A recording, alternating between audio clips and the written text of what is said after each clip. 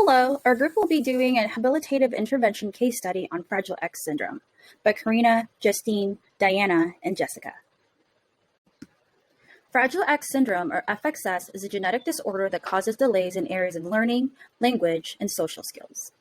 Individuals with FXS may have anxiety, global developmental delay including speech, language, and communication difficulties, attention deficit hyperactivity disorder, or ADHD, autism-like behaviors such as hand flapping, repeating words and sentences, and difficulty with social interactions, hand biting and poor eye contact, and difficulty processing sensory information. Intellectual disabilities can be moderate to severe, and the majority of males will experience more severe intellectual disabilities. FXS is caused by a change to a gene on the X chromosome called the FMR1 gene. This gene produces a protein that helps the brain to function normally. If this gene is changed or altered in any way, it cannot produce its normal protein, which can result in Fragile X syndrome.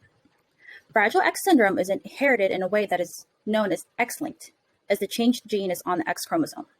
This means that men with Fragile X syndrome are often more severely affected than women. This is because men only have one X chromosome, whereas women have two X chromosomes, only one of which is changed. FXS is a rare genetic disorder and affects both males and females. However, females have milder symptoms. According to the National Fragile X Foundation, approximately 1 in 3,600 to 4,000 cases of males are affected, while approximately 1 in 4,000 to 6,000 cases of females are affected. So for our case study, please meet Spencer, who is an 8-year-old boy diagnosed with Fragile X syndrome. His occupations include reading, swimming, and he loves to play baseball. Some of his client factors include that he is nonverbal, he has a moderate learning disability, meaning that he works well below expected levels in the curriculum at school, despite having additional support and appropriate intervention. He also has poor eye contact, social anxiety, and he frequently bites his hands and flaps his arms in public. He is also very sensitive to loud noises. Some of his performance patterns include him being a son, he is a sibling to an older brother, and he follows a strict routine throughout the day. As for his performance skills, Spencer is unable to adequately socialize with his classmates in the classroom, and he has trouble falling asleep at night due to loud noises. Finally, in regard to his context, Spencer is being raised by a single mother who works 2 jobs and lives in a 2-bedroom apartment in an urban area with lots of traffic with his older brother and his grandmother. Moho explains how occupation is motivated, patterned, and performed.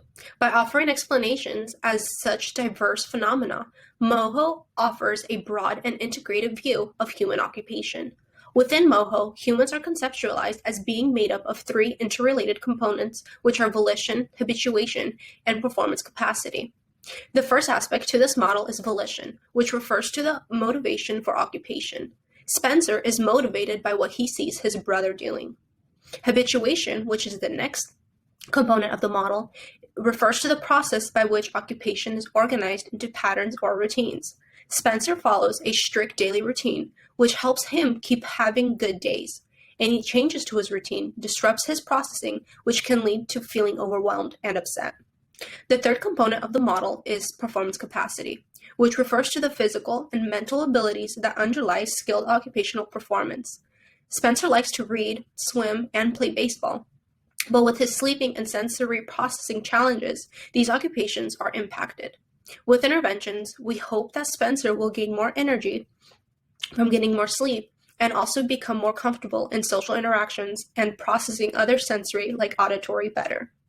Moho also emphasizes that to understand human occupation, we must understand that physical and social environments in which it takes place. Spencer is surrounded by loud noises in his home due to living near a busy street and also during the baseball games.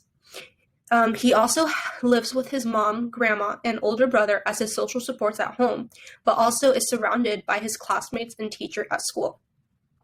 Therefore, this model aims to understand occupation and problems of occupation that occur in terms of its primary conceptions of volition, habituation, performance capacity, and environmental context. The Moho allows us to dive into why and how our clients live, work, and engage in their environment. In doing so, we can better understand what is important to them and integrate this into practice. Because Spencer's occupational performance can be affected by unmet sensory needs, we decided that the Sensory Profile 2 is appropriate to use to evaluate his sensory patterns in the context of his occupations. The Sensory Profile is an 86-item self-report standardized questionnaire that can be used with children from birth to 14 years of age. It is completed by the client's caregiver, and it takes about 5 to 20 minutes to complete. After the questionnaire is complete, the OT sums the scores and utilizes the results for possible interventions. It is also important to note that the results do not guarantee that there is a problem. Rather, they can be used to support the hypothesis for interventions focusing on the skills the client can learn. This evaluation tool should be utilized with another assessment to gain a comprehensive understanding of our client's needs and performance. From the Sensory Profile 2, we have recognized that Spencer scored higher than his peers in 2 quadrants, which are the avoiding avoider and the sensitivity sensor quadrants. Spencer prospers when he follows a strict daily routine, but when there are any changes to his routine, he becomes upset and frustrated with the unfamiliarity of sensory stimuli. Because he's very sensitive to noises, which causes him to become overwhelmed and to flop his arms and bite his hands as a means of compensation. In addition to the Sensory Profile 2, we will also utilize the Child Occupational Self-Assessment, otherwise known as the COSA, which is a client-directed assessment and an outcome measure designed to capture children's perceptions regarding their own sense of occupational competence and the importance of everyday activities. Utilizing the information gathered from Spencer's occupational profile and results from the Sensory Profile 2 and the COSA, we will focus on 3 areas for interventions, including sensory processing, sleep hygiene, and a family education. The interventions will be chosen through a MOHO lens and with collaboration with Spencer. The first intervention we will be addressing is Spencer's sensory seeking needs. It's noted in his occupational profile and from the evaluation that he has advanced hyperarousal and self-stimulatory, also known as stimming, behavior of flapping his hands and biting them. He also has a lower tolerance for sound and perceives that as very loud. With this information, we will utilize sensory integration as part of our intervention. So what is sensory integration? It's organizing sensory information and responding to those appropriately. Dysfunction and disability can affect balance and proprioception in other areas of our occupations and life.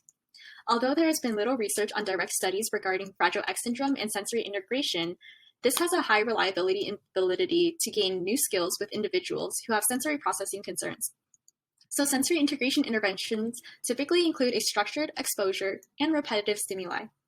For Spencer, we will be focusing on sensory modulation skills because it is noted from his caregivers that the stimming behaviors occur more frequently when he is feeling anxious.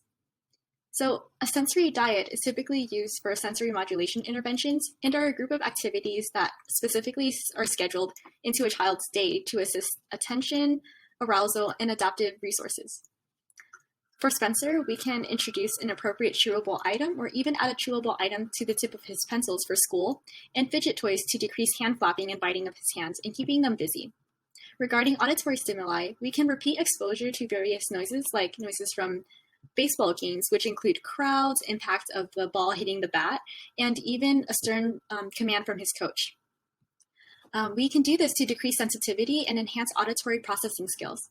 We can also introduce a visual schedule to maintain his strict routine and reduce stress because he can anticipate what is going to happen next in his day. Eventually, Spencer will recognize that the stimming behaviors are no longer necessary to gain the desired sensory input. The next intervention we will be focusing on is sleep hygiene. We all know that sleep is very important for our body. It helps us restore, recover, and it even impacts the way that we engage in our occupations. Sleep is a multi-layered interaction between the person and their environment. So for Spencer, we can categorize his sleep disturbance as insomnia, which is having trouble falling asleep and maintaining that sleep. His caregivers noted that if he doesn't get a good night's rest, the next day he has more negative emotions and more observable behaviors of stimming.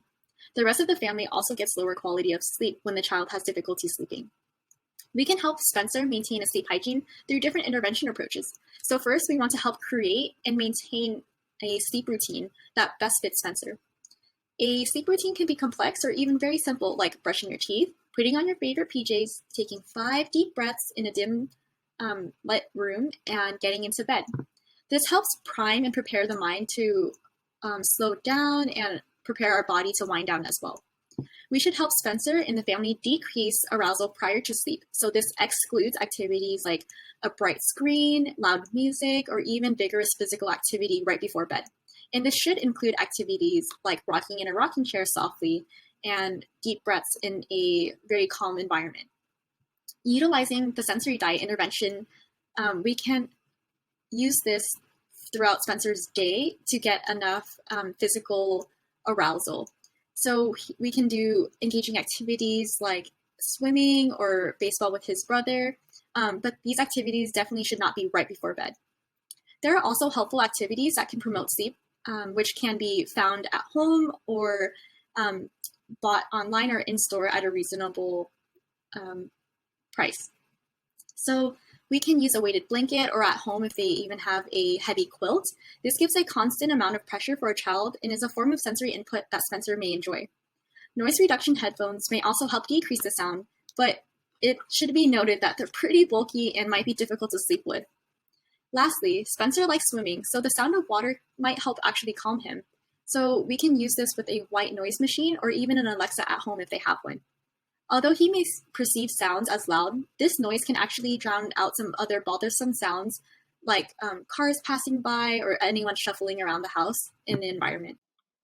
Many of the interventions previously discussed would not be possible for Spencer to do on his own without the help of his family. Therefore, another intervention that we would want to implement to help Spencer with his condition is family education. Family education is important because it gives families the opportunity to be engaged in their loved one's progress and learn how to best support them to help achieve their goals. Family education is a holistic approach to addressing one's health and wellness, which falls in alignment with the principles of the MOHO model, as this too is a client-centered approach to holistic health and well-being. Engaging family in the therapy process is also important because it helps build trust, therapeutic rapport, and it also helps the occupational therapist to understand the family's beliefs, their values, their cultural norms, as well as their overall family dynamic, which is important to know when creating and adapting interventions. Regarding Spencer's situation, it is critical that his family be involved so that they are able to reinforce the OT's recommendations in his home environment outside of the outpatient pediatric clinic, so that he is able to achieve more meaningful and independent participation in his life. Since Spencer's mom works 2 jobs, it is especially important that we include his grandmother and older brother, if possible, in therapy sessions as additional means of support for Spencer's progress. We can educate Spencer's family about his sensory diet and how to implement it at home, which may include giving him those fidget toys throughout the day to decrease hand flapping and biting of the hands, as well as updating and maintaining Spencer's daily schedule so he knows what to expect each day to help decrease feelings of anxiety. We can also educate Spencer's family about his sleep routine, as we previously learned that this is very important for his health and overall performance. We can teach his family how to do those breathing exercises with Spencer each night to help prepare him for sleep, as well as how to use the weighted blanket and how to put on the white noise or any other soothing music to cancel out any traffic noise or any other loud noises in general that may be bothersome for Spencer. Coding is essential not only for proper reimbursement, but it is also used as a tracking tool by the Centers for Medicare and Medicaid Services, or CMS, and other agencies to inform how occupational therapy is practiced. An occupational profile is required for every evaluation, as it is the starting point to determine what treatment the client needs. Medicaid will be covering the provision of occupational therapy services in this particular intervention. In Spencer's case, billing code 97166 will be used for moderate complexity evaluation, which require an occupational profile and medical and therapy history, an assessment that identifies 3 to 5 performance deficits, and clinical decision-making of moderate analytic complexity. 45 minutes are typically spent face-to-face with the client and their family. For the therapeutic procedure specific to Spencer, billing codes 97130, which are interventions that focus on cognitive function, compensatory strategies to manage performance of an activity, and direct client contact, 97533, which includes sensory integrative techniques with 15 minutes each, and 97535 for self-care or home management training will be used. Though we cannot bill specifically for client education, it will be integrated into the interventions performed. Thank you, and here are our references.